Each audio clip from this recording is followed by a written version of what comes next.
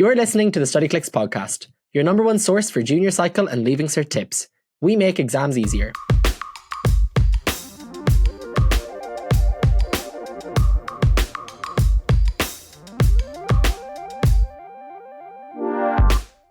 Hello and welcome back to the Studyclicks podcast. I'm Luke. I'm Andy. I'm Erin. And we are all members of the Studyclicks social media team turned podcasters extraordinaire, study experts, of course, as well. Take everything we say 100% seriously. And today we are going to be chatting through the CAO Change of Mind facility, which is open right now, but it's kind of going to be coming to a close soon on July 1st. And just kind of letting you know what it means for you and just kind of giving some general advice. Like we said, none of us are, well, we actually said the opposite, but none of us are experts. We're just giving our own opinions and our own kind of bits of advice that we would have followed or looking back with hindsight, we would have done. So yeah, so I suppose the most important date to remember is the fact that it's closing on the 1st of July. It has been open since I think the 6th of May or sometimes at the start of May, but I feel like people only kind of like really understand that it exists in like the last week of it. So yeah, I don't know. Did you guys use it yourselves, like Erin or Andy? Did you change your courses or did you consider it? No, I didn't. I think once I got to like February, I know it's open at like a few different times during the year. I can't remember when exactly it was, but I think it was probably around like February time. I had already chosen my number one course and I don't think I changed it from that point on. I know before kind of Christmas time, I had like completely different things on my CAO, but I think once I got to that point in the year, I was like fairly set in what I was doing. So I didn't use it personally myself, but... Yeah, no, neither did I. I kind of knew what I wanted to do quite early, so I was quite locked in on all that stuff, and I was happy like with what I wanted to do, so I didn't feel the need for it. And like I know a lot of people worry about points and things like that, but it is a great facility to have, but I wouldn't get like too overly like consumed by I need to change everything kind of after you've done the Leaving Cert, that kind of way. Yeah, that's half the battle is like having it open and not needing to use it, because it's like, well, if it's open, maybe I should. Yeah. Or like would make you overthink. I did use it myself and I like used it to like an extreme, like I completely changed my mind, which I'll probably get to later. Yeah. But I suppose the same kind of, for a lot of students, the same kind of general, CAO advice of like, probably that both of you went through yourselves kind of thinking of a course that you'd be interested in applies to the change of mind as well, because like a lot of people, at least in my year and since that I've heard of, kind of just put any old course down just to keep the CAO open, and then it's not until the late stages or like coming up to July that they completely change their mind. They'll just put something like a random course that they have a vague interest in down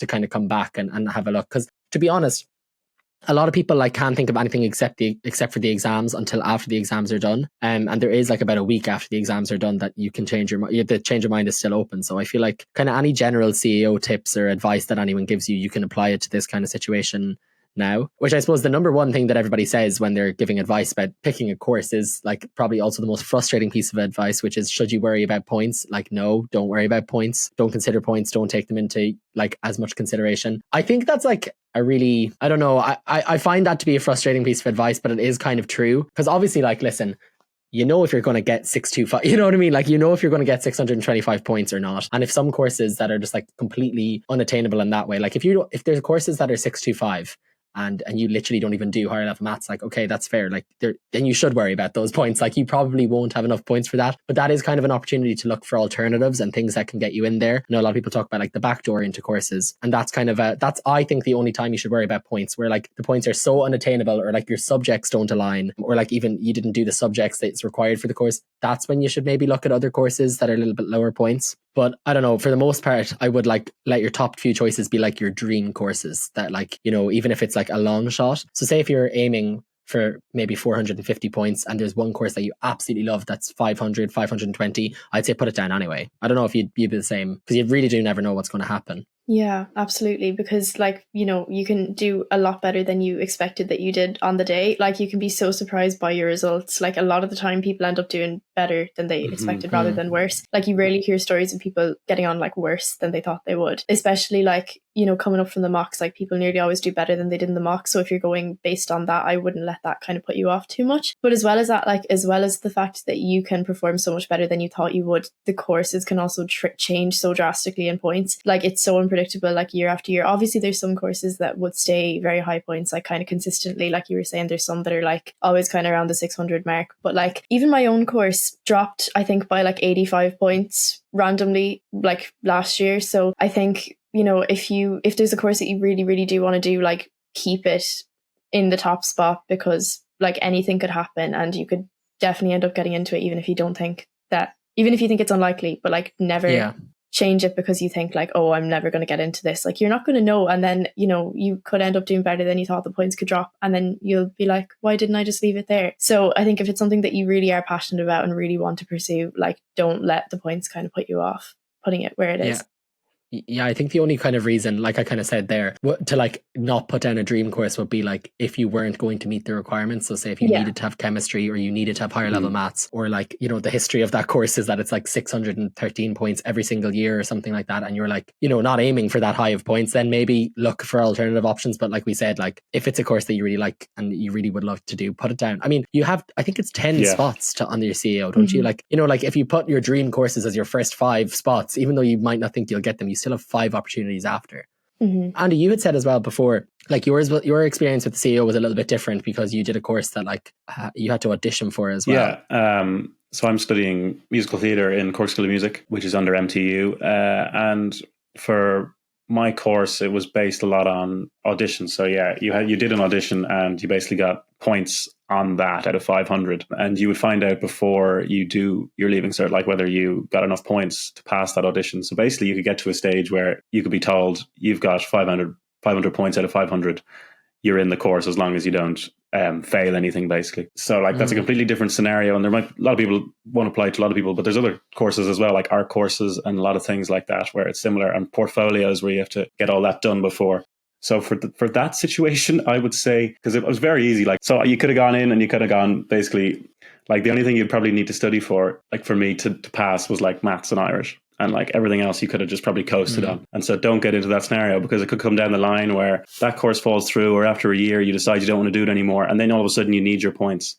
And, you know, you might have another course down the line which you then want to do. So there's always something to study for. Like, you never know where you're going to end up in like a year or two, or whether the course you think is right for you is going to be right for you. Because a lot of the time we don't know what we're going to do. And, you know, a lot can change in a year.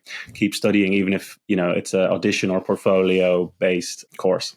Yeah, and like Erin said, you know, well, it kind of goes both ways, but the points do change from year to year. And like you said, Erin, like your course randomly dropped like 85 points. And sometimes the opposite happens, which is like so frustrating. And again, I've experienced with that. So like, I don't know, I just feel like as well, people need to bear in mind that points are based entirely on what the kind of, I think it is that so say if there's 25 spaces in the course, the points that you see on their website means that the 25th person to get into that course, that's how many points they had. That's like the absolute cutoff that they had that year. But next year, like the people who apply might have like on average lower points, higher points, and that's what changes. So that's why it's important as well not to just put one and only course on your CAO, or like only like 2 courses. If you're not like 100% certain you're going to get them, like I don't know, I just think it's very, very risky, because you never know, like it could drop, it could go up. It's incredibly unpredictable. And even if there's like been years and years and years of like a trend of it always being that amount of points, like you literally never know. Also, like sometimes in a positive way, like they might add more places to the course, which means that people with fewer points will get in, people will drop out, you'll get their place as well, stuff like that. So I don't know, I just feel like people should like not focus too much on the points, in the sense that they can drop and stuff, or go up, even more worryingly, go up.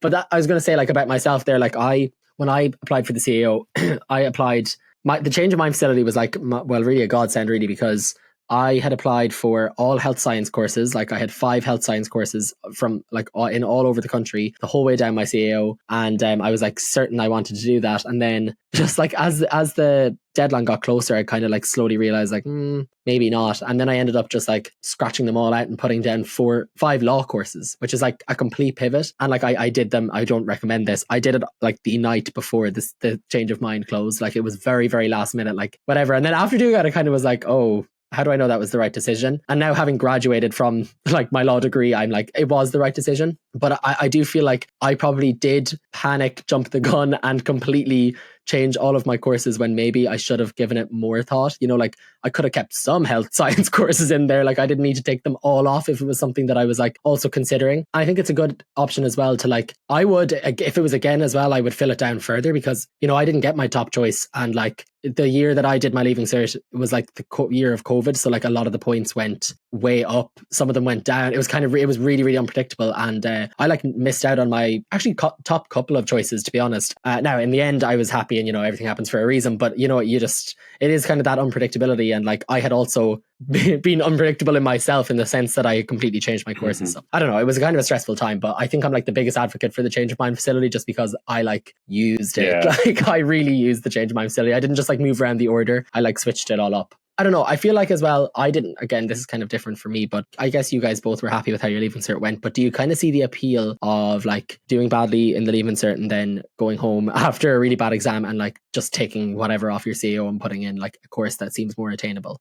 Yeah, I understand why people would feel the need to do it, because like obviously if things don't go to plan, or you think things don't go to plan, you want to kind of like feel like you're in a good position to get into whatever course like you do have like on top or whatever. But like I think it's so important to still, I think, go with your gut, like especially like what you were saying in your situation, Luke, like the fact that like even if it was like a kind of panic last minute decision, but like that you still go with what you think is going to be right for you. Because like also I find that like it's so easy to just come out of an exam and like your mindset mightn't be the clearest like directly after coming out of an exam. So it's so easy to just kind of immediately jump to like, no, I did terribly in that. No, I need to change like everything that I have down at the minute. But I think like if it's a case that you weren't like too sure what you wanted to do anyways, like, it's okay to like change, obviously, like it's there for a reason and it's so helpful. But like I think if it's something that you have already like thought out and you've really considered that you do want to do the course, like you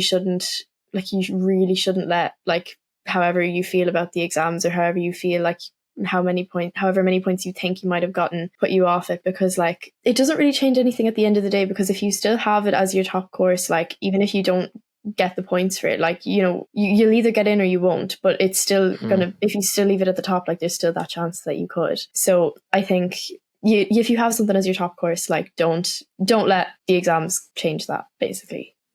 Yeah, because I think if you're going to do any kind of reaction kind of thinking when it comes to CAO after a really bad exam, you're probably better off adding courses to your CAO if you have space rather than taking ones off or like moving them around. Like, I don't know, I feel like if you did horribly in an exam and you have 3 courses at the top of your CAO that you absolutely love, but they're quite high points, and you just your exams didn't go how you wanted them to, you're better off to add 3 other courses underneath them rather than replace them with the 3 courses. Because if you don't get it, you don't get it. You'll get the 3rd choice, so it might as well have been your first choice. I don't know if that makes sense, but it's that's like you might as well have left it there. Yeah, like every single year you hear of people who like took a course off their CAO or didn't put a course down because they didn't get enough points, and they actually would have. And like, I know people, it all works out in the end and you'll enjoy college no matter what, but like people do kick themselves when they do that, because I mean it's frustrating, and it's like, I don't know, it's really bittersweet, because it's like yeah, I got great points, but like, oh, I didn't like trust in myself enough to put something down so that I could do whatever I wanted to with those points. So I feel like people should kind of aim high and not be deterred from like just a couple of bad exams. And also an exam always feels like it goes worse than it actually did. We've said this in like every podcast ever, but it's like in the exam hall, like it can feel way worse, and like often the results aren't reflective of that. Now sometimes they are, that's not lie.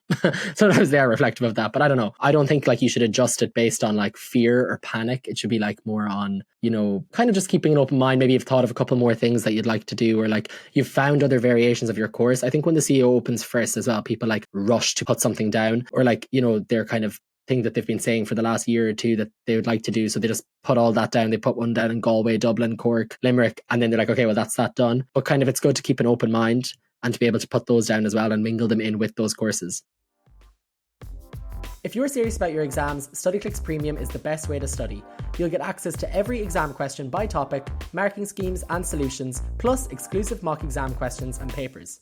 No more scrambling for the right questions, just structured, exam-ready prep. And for podcast listeners, here's €10 off with this code podcast10 at checkout. Go to studyclicks.ie and get your upgrade today. But like, Andy, you said like you kind of were fairly certain on your course for a good while beforehand. Like, had you considered other courses, or did you always know it was going to be something kind of like musical theatre? I mean, I did a good bit of research and stuff, but like obviously musical theatre is a very niche thing, and this is actually the only honours degree in Ireland, is this one in School of Music, and it only started a few years prior to me finishing the Leaving Cert. So it was kind of, and you can go to London, but unfortunately I just couldn't afford it, so like that wasn't an option either. So I would say I did a good bit of research, but like something I wanted to say is, especially for people from Dublin, like you very easily get caught in a bubble of, I'm going to go to UCD, I'm going to go to Trinity, I'm going to go to DCU, I'm going to go to TUD, and you just pick like a business in TU. Nobody looks like outside of like what you're saying. Like there's so much research to be done, and there's so many amazing colleges actually outside of Dublin, and that's what I've learned from leaving to Dublin. Like even I'm not in UCC, but like UCC is like the most gorgeous campus I've ever seen, and like walking around UL even, like UL's really nice, and like people from Dublin are so set on like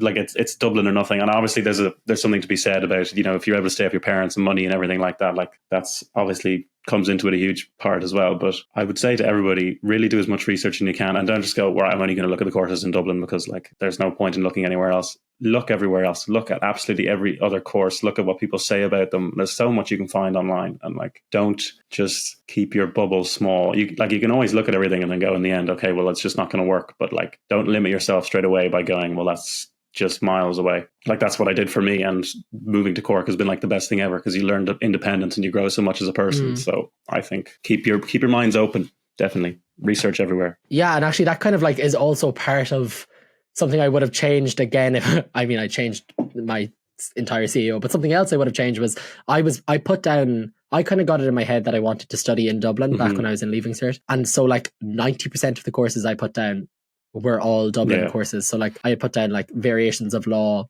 or similar things to law in like every college in Dublin that I could think of, and then I put one course down in UL, which is the course I got. And like I was literally like, oh, when I got it first, I was very disappointed, because I just didn't know much about UL myself, and also I had kind of had it in my head that I was going to be studying in Dublin, just because like I had put down so many courses. But like that, like the CEO points, my CEO points were fine. I was very happy with my CEO points, but the CEO just did not go my way, which happens quite often to people.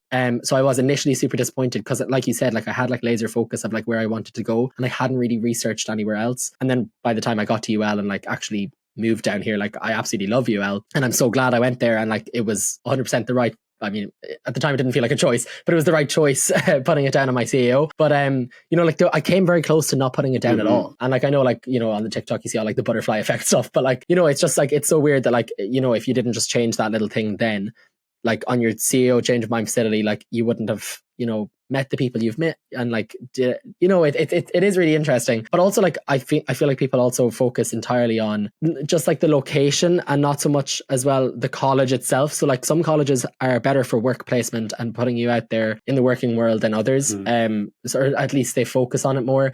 Some are more like academic, research driven. Like it really does differ from college to college. So I feel like now when you're changing your mind, or even just generally for anybody who's listening to this, like in the future, that is just like filling out the CEO for the first time, I feel like take into account as well like what the college has to offer, not just where it is, and like, oh, like you've heard it's such good crack from like all your friends who've been there before you, or like, you know, you see stories of it looking like great crack for a night out. Like there is more to it than that. So it's like important as well to focus on like what the college itself offers, not even just the course, like what kind of opportunities you can get from it. But yeah, and also like if you know, a lot of people forget that like people do like multiple degrees and study in multiple places. Like Erasmus is a thing. Like, you know, you get to move around. You'll get to see other places. A lot of places have built-in college courses. You know, it is like signing up to going to a specific college for a couple of years, but there also are opportunities that come from that and like during that as well. So I don't know. Yeah, that kind of was like a bit of a tangent of like do your research. But yeah, just definitely do your research on the colleges, because I'm sure if I had properly looked into UL, I would have realized like it was actually a great fit for me. But in my head, I was just so laser focused on going to Dublin, because that's what I had like told myself.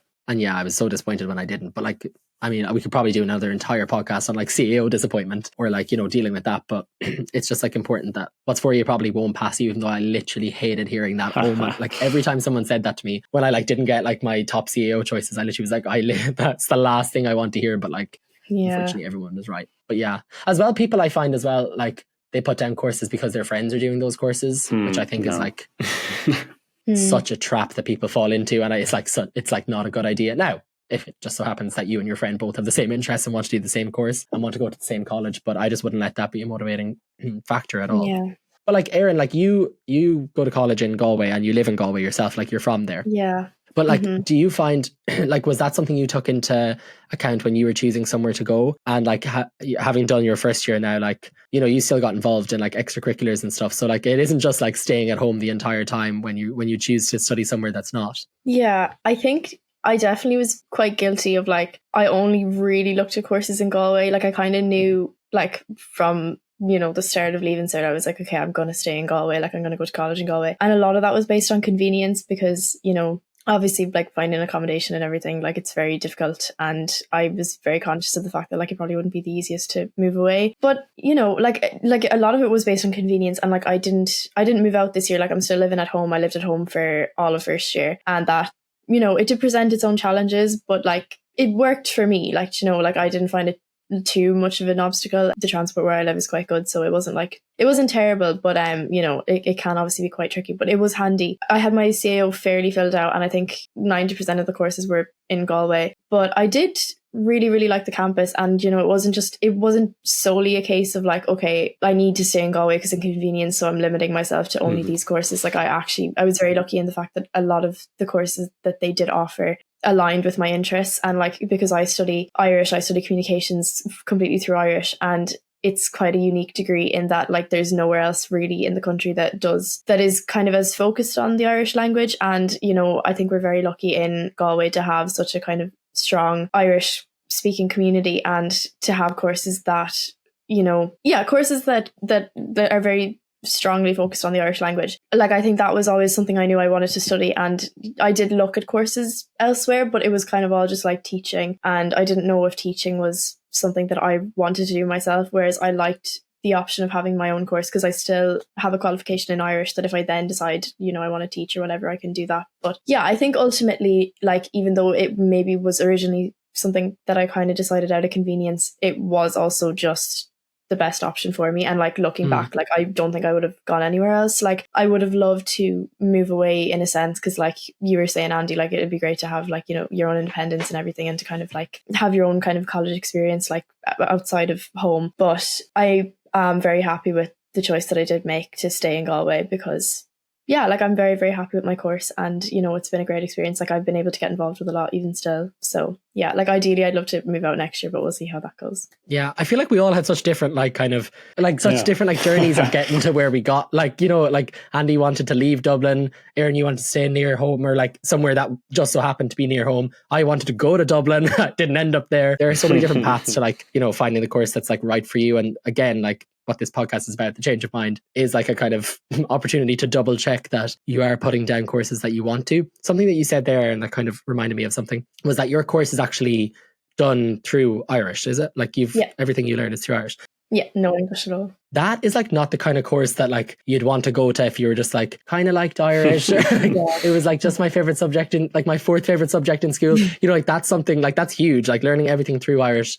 Especially, you didn't go to a like Gael class, did you? No, I didn't. I didn't go to an Irish primary or secondary school, and I felt like I was very unsure about the course for a long time. Like I think originally I had journalism as my top choice because it was very similar, but obviously because I didn't feel like I was strong enough in my Irish for a long time. Like I really did struggle with that, but I had, you know, I had a great Irish teacher in school, and like I talked to him a lot about it, and he was like, no, like, because I was very passionate about it, and I think you need to be very passionate about it if you're going to like do a course like that, because obviously, you know, everything you learn is through Irish. Like your like reason for doing it is because you care about the Irish language, and you're, you know, it's not something that you just go into because you like have an interest in it. It's not just like, oh, like, you know, I was grand at like business in school, so I just put business down on the CAO. Like I had to do a lot of thinking about it because I was very scared going in.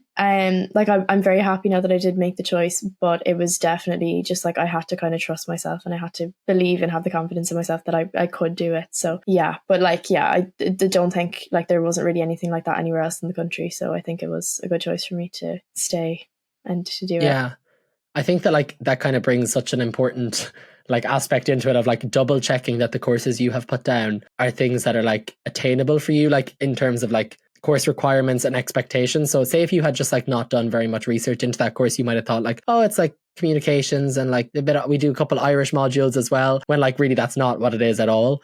And like some courses have specific requirements as well, and there's like, you know, it's really disappointing for people who will put down a certain course and would be able to get it with their points, but then it turns out like, you know, you needed to have a H4 in like Leaving Cert chemistry or something, I don't know, I can't really think of an example, but like say, Leaving Cert Maths sometimes is a requirement for like a lot of engineering courses. Some universities you need to do French or like a language of sorts, like to get into the university, and a lot of people don't realize that, and they get the points and they have their course number 1, but they can't get it because they didn't fulfill those requirements. So I feel like the change of mind is a really important time to like double check that you have courses down, that you know what's expected of you.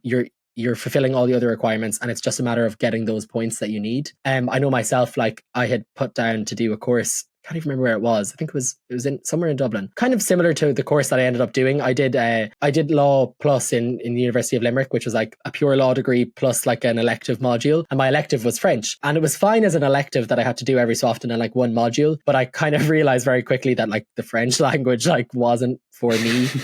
I really enjoyed it, but like I wasn't by any means going to be fluent, or like I kind of had to prioritize law a bit more than French because I only had one French module. I had 4 law modules, and the course that I had put down initially was like learning law through French. Like I would have I don't know what I would have done. It was like French with French law, and I would have been learning French law through French. Like just not something that personally would have been attainable for me. And obviously I just didn't read into it much, and like someone up there was looking out for me that I didn't get the points for it, because I would have like probably not excelled in that course, whereas I loved my course that I did in UL. But yeah, I don't know, I just feel like now is a good time to look at requirements and make sure that you're kind of fulfilling those, and also what's expected of you in a particular course. Like like if Andy went for the musical theatre course, and then like day 1 he was like, oh, I don't like to sing, act or dance.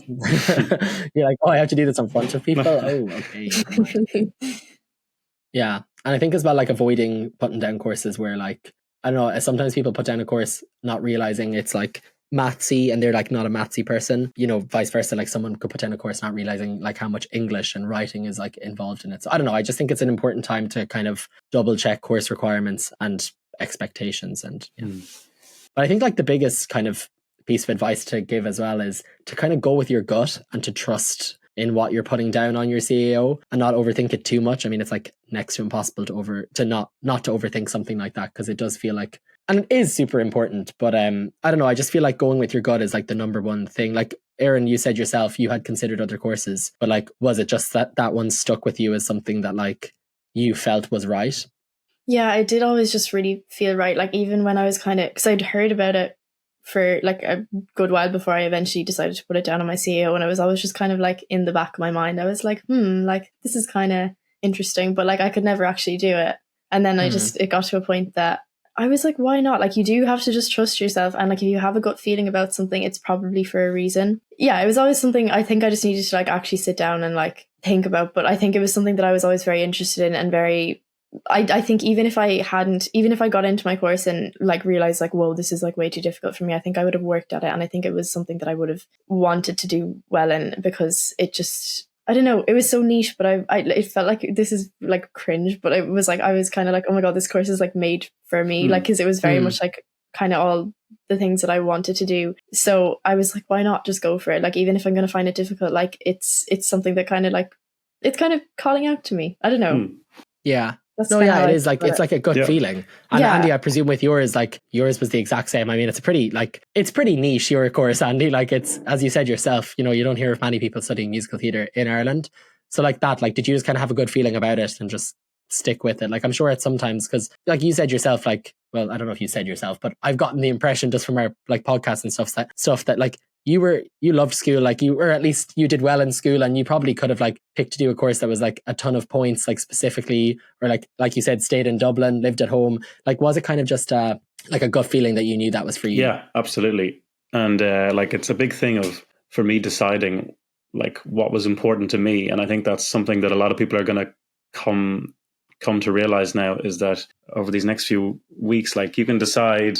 Like I want to do something that I absolutely love for the rest of my life. And like, I want to wake up every day and be really excited to go to work or be excited to do my job. And then there might be some people where their goal is to make as much money as possible. And that's like to set themselves up for a good life, or so that they can have a nice life. And maybe they might not enjoy that job as much as something else. I think that's a big decision that I realized. I was like, there might not be that much money in what I'm doing, or like it's going to be not a secure job at all or secure industry at all, but I'm very aware of that.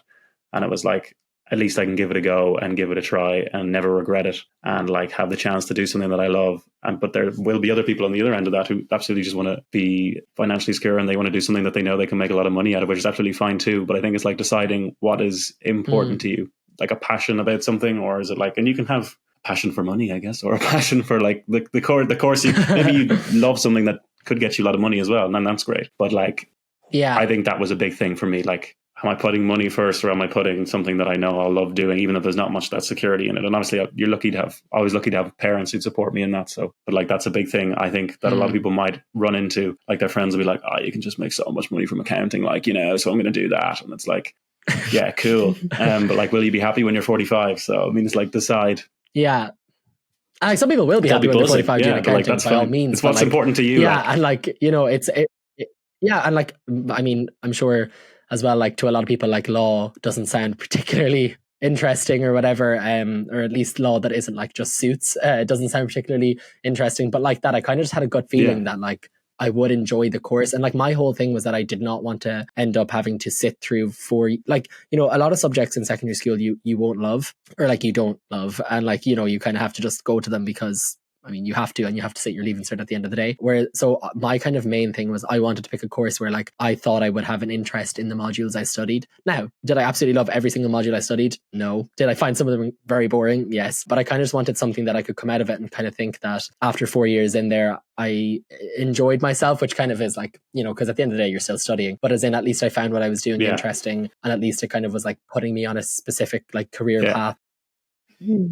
And also, like, I chose law as well because it's like quite diverse. I think we're probably going to have conversations, like a better podcast specifically about like different courses. Because I know that myself and some of the other members of the social media team we all studied law. And we were going to have a podcast talking about it because it is different everywhere you do it. But yeah, I found like it was quite a diverse career, and it's like a career that, like, after the course, if I didn't want to do like the typical barrister or solicitor, I could pivot out of that and use my degree in other ways. So I don't know, I kind of considered all those things. Whereas for me, like what I had initially down, the health science courses, I think I had like occupational therapy and physiotherapy and speech and language therapy, a lot of therapy. And my thing with those was that, to me at that time, they felt very rigid. Like, they kind of felt like I just qualify and come out as that thing, which for a lot of people is like absolutely the ideal. And in a lot of ways, it would be a lot easier for me. Like, I think now I would have loved to have come out of my course with like a specific qualification rather than just not just a degree, but a degree. But for me back then, it kind of freaked me out to kind of just become something specifically after 4 years.